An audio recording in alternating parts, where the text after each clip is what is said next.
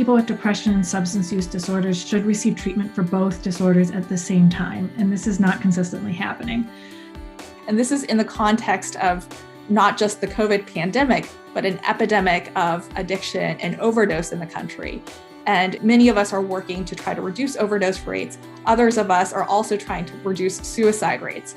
And knowing that to have a real good chance of addressing either of these problems, we probably have to be thinking about them together in a more integrated way. That's Dr. Lara Coughlin and Dr. Allison Lin, who will talk about their article on the extent to which veterans with depression, who either did or did not have a comorbid substance use disorder, received appropriate outpatient treatment for depression.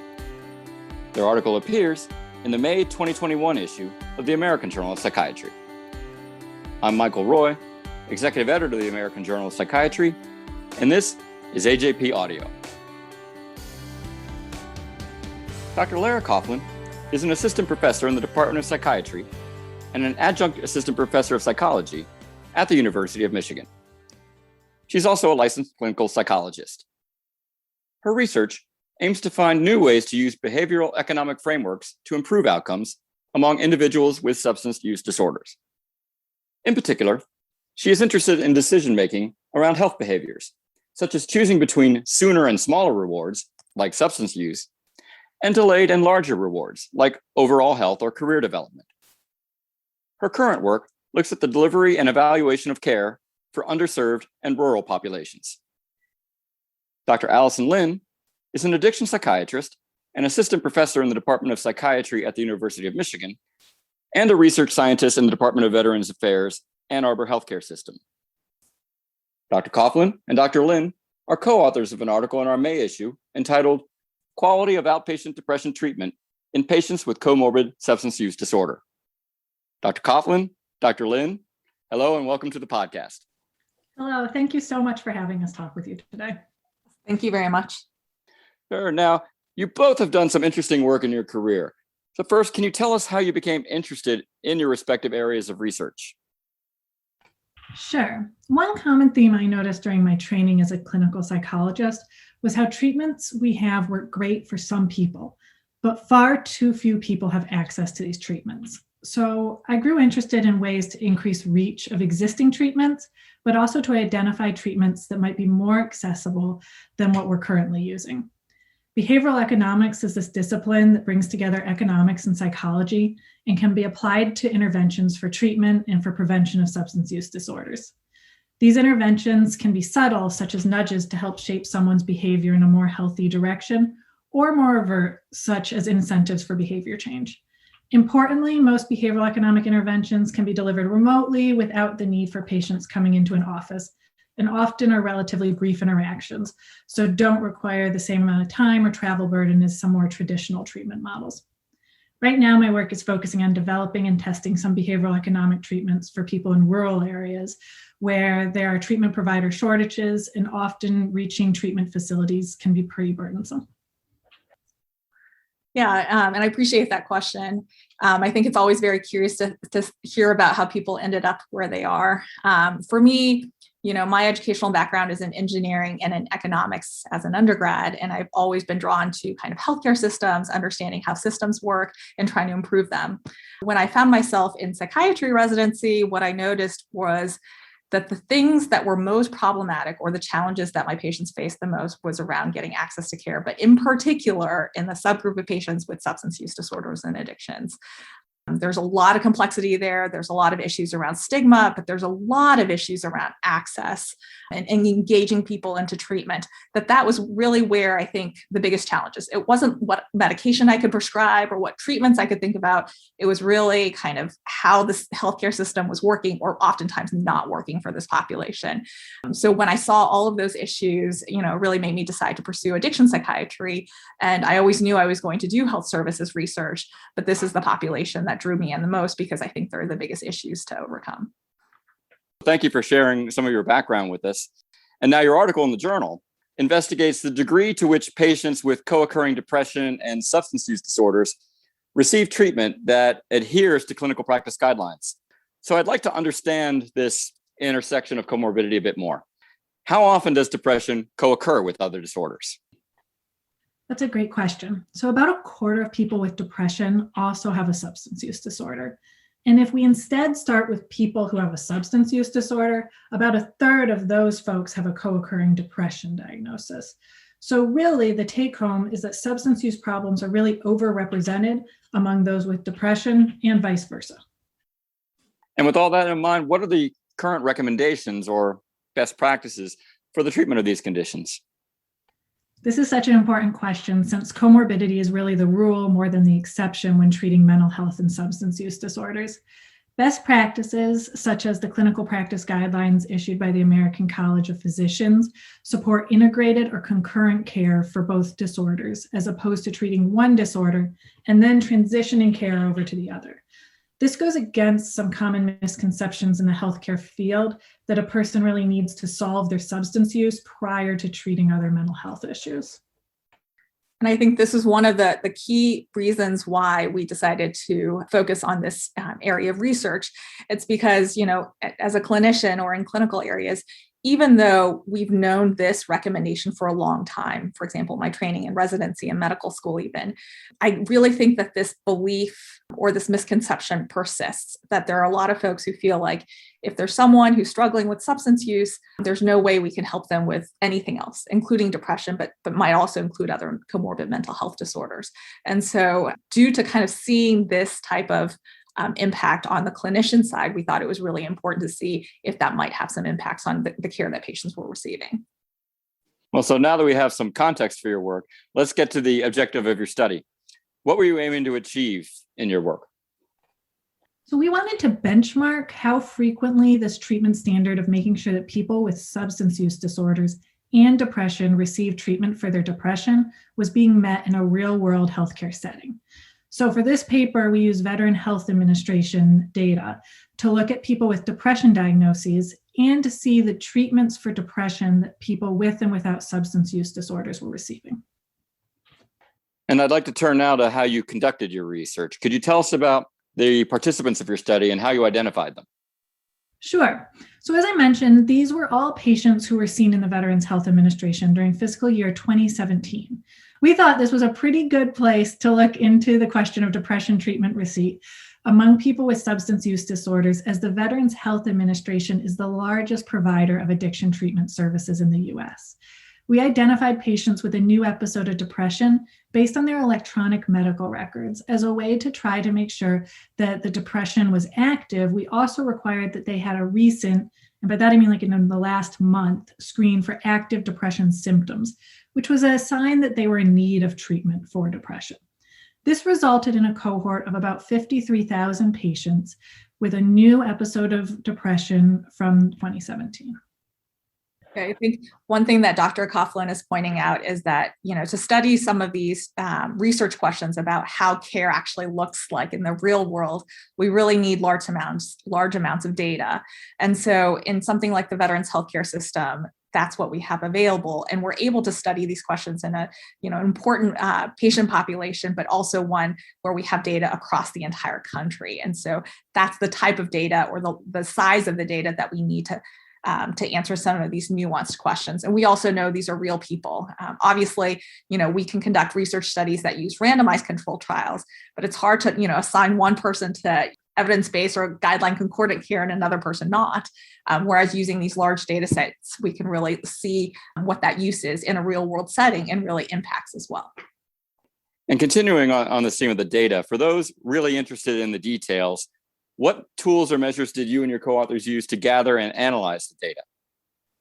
So conveniently, all the data used for this project already existed in the Veterans Health Administration electronic records. So all we had to do was identify criteria to define the subset of patients of interest.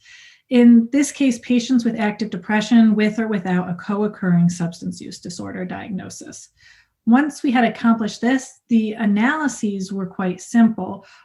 Our goal was just to compare how likely a patient with depression and a substance use disorder was to get treatment for depression to patients with depression but no substance use disorder. One somewhat complicating factor is that people can get treatment for depression both in the form of medication, like antidepressants, or in the form of psychotherapy, like cognitive behavioral therapy. And both are considered to be gold standard treatments for depression. So when we were looking for high quality depression treatment, we needed to look for evidence of receiving either one of these effective treatments for the treatment of depression.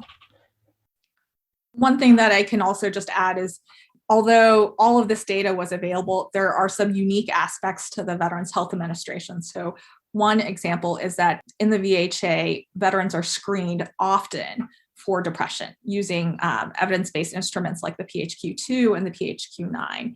And so we were able to not only include people who have a diagnosis according to kind of their medical records, but also who have had active symptoms, because sometimes folks can have a diagnosis of depression, but actually be in remission.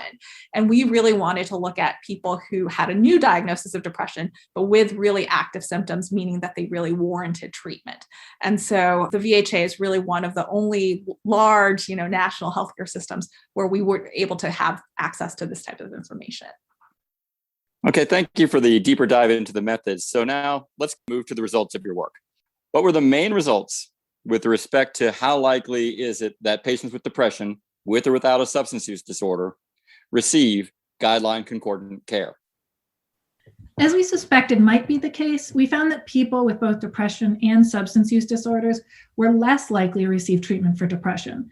It was less likely that someone with a substance use disorder would receive guideline-recommended depression care, both when we looked at likelihood of receiving antidepressant medications and when we looked at likelihood of receiving psychotherapy for depression. It was also a consistent finding that people with a dual substance use and depression diagnoses were less likely to receive initial treatment for depression and were less likely to receive an adequate duration of treatment. Now I'm looking at figure 2 of your article here, and figure 2 shows results for guideline-concordant depressive treatment by different substance use disorders. For those who are listening and are not seeing what I'm pointing to, can you describe what were there any differences between disorders? Yeah. So when we broke down substance use disorders by specific types of substance use, like alcohol, opioids, or stimulant use disorders, we found that in particular, people with an alcohol use disorder were especially unlikely to receive depression treatment.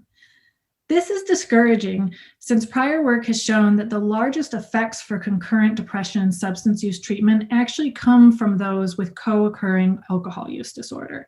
Or to say it differently, making sure we are providing depression treatment to those who also have an alcohol use problem is critically important. I think one thing to emphasize, or one way to see this is, in healthcare, when we think about who should be getting more treatment, it's those with more complicated disease or more severe disease.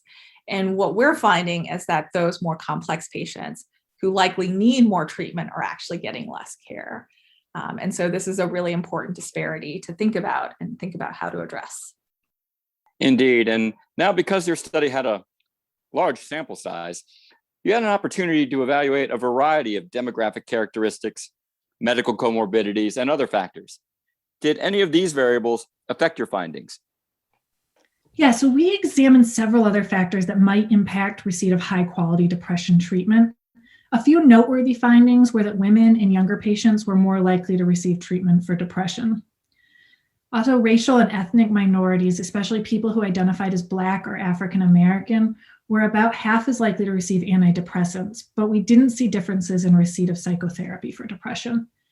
Prior work has shown less assessment and treatment of mental health in marginalized groups, which could contribute to this disparity. And were there any other notable or surprising results that you and your team found? We noticed that some groups of people that we know are often underserved, such as people that live in rural areas or people who are homeless, were less likely to receive therapy for depression. Some of this may be that antidepressant treatment for depression is a better fit given patients' preferences and barriers to attending regular therapy sessions. However, now that we're in this new age of telehealth that has come about with the pandemic, for some people, like people that live far away from healthcare providers, there may be more access to this mode of treatment, like therapy sessions, than there was before. And as you've mentioned, your study population was made up of veterans receiving care from the Veterans Health Administration.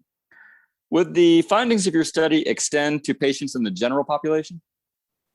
I think that's a great question. We know that some of the barriers to treating the whole person when working with someone with a substance use and mental health disorder, instead of just focusing on the substance use, exist outside the Veterans Health Administration as well. For example, these misconceptions about the need for someone to achieve a period of abstinence before beginning treatment for depression are pretty widespread. However, future work should look at the generalizability of these specific findings among people with depression and co-occurring substance use disorder in other healthcare systems and other settings. Now, for context, we should make sure to ask, are there any other limitations to your study that may have affected what you have found?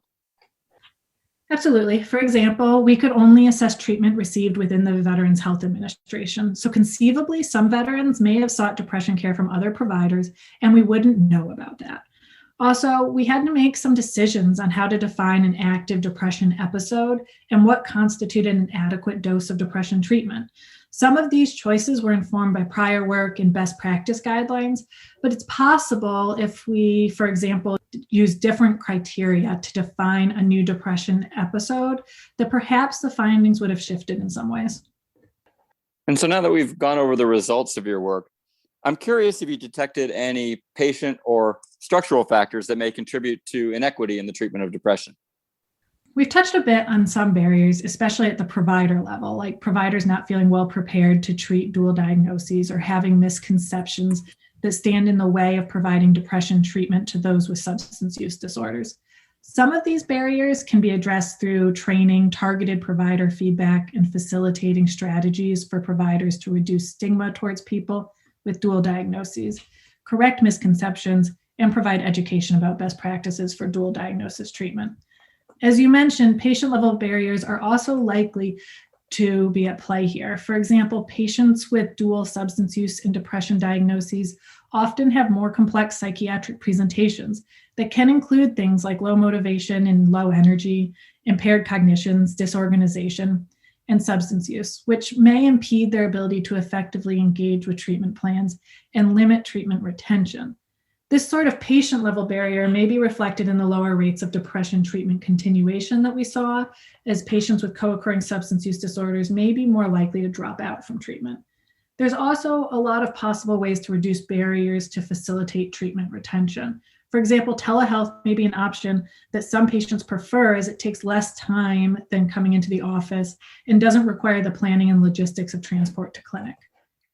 I would also add, I agree with all of those factors. So it's really complicated, right? It's important to look at it from the patient factors in terms of barriers and facilitators to treatment, and then the health system and the clinician side factors. And I think it's important to think about the interrelationship between these factors as well. One other thing that we found that I think was very interesting was that it was just a reminder, honestly, that the vast majority of people with these dual diagnoses or comorbid conditions, so depression and substance use disorders, are not actually seen in specialty substance use disorder treatment programs like the one where I work as an addiction psychiatrist, where I'm specifically trained to manage both mental health and addictions. But most of these patients are being seen in either primary care only for depression or general mental health settings, or kind of a combination of two. In the VA, it's called integrated behavioral health or primary care mental health integration. And so only a tiny fraction of these patients ever reach kind of my clinic door. And so it's really important to get this kind of treatment knowledge to more generalists, including general psychiatrists, to better understand how to treat this kind of more complex patient population. Well, continuing in that vein, I'd like you both to take a step back and give us like a high-level view beyond just your study and say, what are some ways you think we can improve depression care for patients with comorbid substance use disorders? In addition to helping make sure providers are equipped to provide high-quality treatment to these patients with dual mental health and substance use diagnoses, and to making sure that barriers to patients engaging in treatment are addressed, healthcare systems also need to consider if they're structured in a way that facilitates patients receiving concurrent care. Some models for this type of coordinated care exist, like care management and collaborative care, but currently they're more the exception than the rule in practice. So there's plenty of room for improvement and innovation. And I would also add that I think there's probably two big buckets of things that if I had, $1 billion, I'd want to put money in. One is we need improved treatments, right? So right now we're primarily talking about separate treatments, depression medications, depression psychotherapy, substance use disorder psychotherapy. Can we create a more integrated program to kind of help patients with both of these issues, given how prevalent it is? I think in general, in mental health or in psychiatric care, we have some really nice tools. We have, a host of medications, a host of psychotherapies.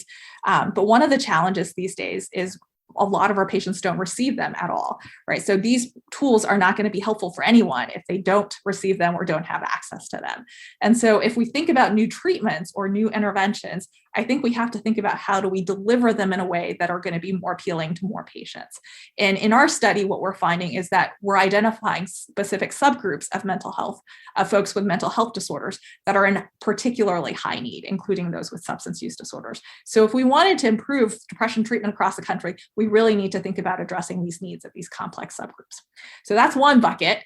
The other bucket is the way that we conceptualize care delivery. So not only, even if we had better treatments, let's say a more integrated program or one that develops, includes even more effective medication components or more effective psychotherapy components, how do we actually get it to more people? We know substance use disorder treatment rates are actually much lower than mental health disorder treatment rates. So from our national surveys, it's somewhere around 10 to 15% of anybody with a substance use disorder gets treatment. And that's far lower for mental health treatment.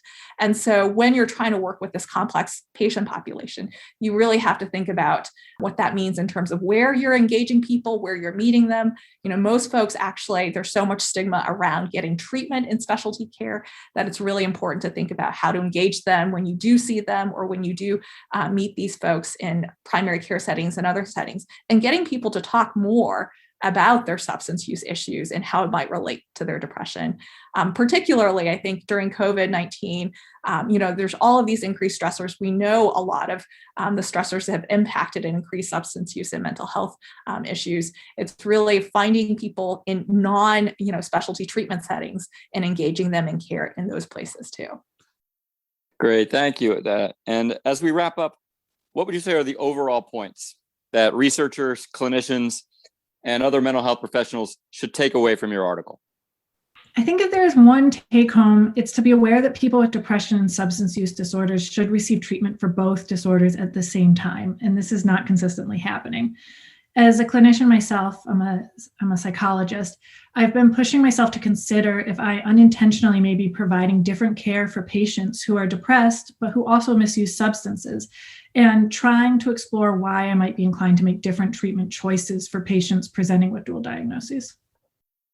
I think one of the other major points for me is really that emphasis of nationally, we really want to continue to improve depression care in the country. And really the key ways to do that are to treat the folks who are struggling the most, right? Or who are currently receiving the lowest rates of treatment. And we've really identified this group of substance use, of people with substance use disorders as being particularly high need.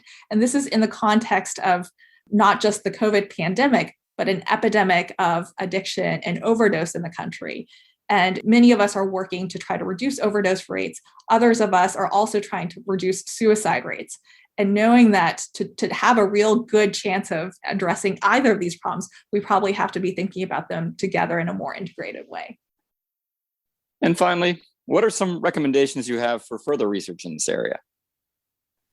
We already touched on one. There's a need to look at generalizability of these findings outside of a veteran population, but perhaps more pressingly, there's a need to develop interventions to remedy this inequity in treatment provision. And there are a lot of potential points for intervention at the patient, provider, or healthcare level, all of which could meaningfully impact the likelihood of someone with depression and with a substance use condition receiving the best possible treatment. Dr. Lara Kaufman and Dr. Allison Lin, co-authors of an article in our May issue on treatment gaps in guideline-concordant depression care among those with substance use disorders compared with those without. Thank you both for speaking with us. Thanks for having us. Thank you very much. This concludes this episode of AJP Audio. You can rate and review the podcast on iTunes, Stitcher, or wherever you listen to it. Please also visit our website, ajp.psychiatryonline.org, to check out trending articles, find CME courses, and watch videos highlighting some of our other articles. APA Publishing has other podcasts you can listen to. Psychiatry Unbound is the books podcast from APA Publishing. It's hosted by Dr. Laura Roberts editor-in-chief of APA Books. Also check out From Pages to Practice, which reviews the latest research published in the journal Psychiatric Services. It's hosted by Dr. Lisa Dixon, editor-in-chief of the journal, along with Dr. Josh Beresin. You can subscribe to these podcasts on Apple, Google, Spotify, or on any of the popular platforms. Thank you for listening.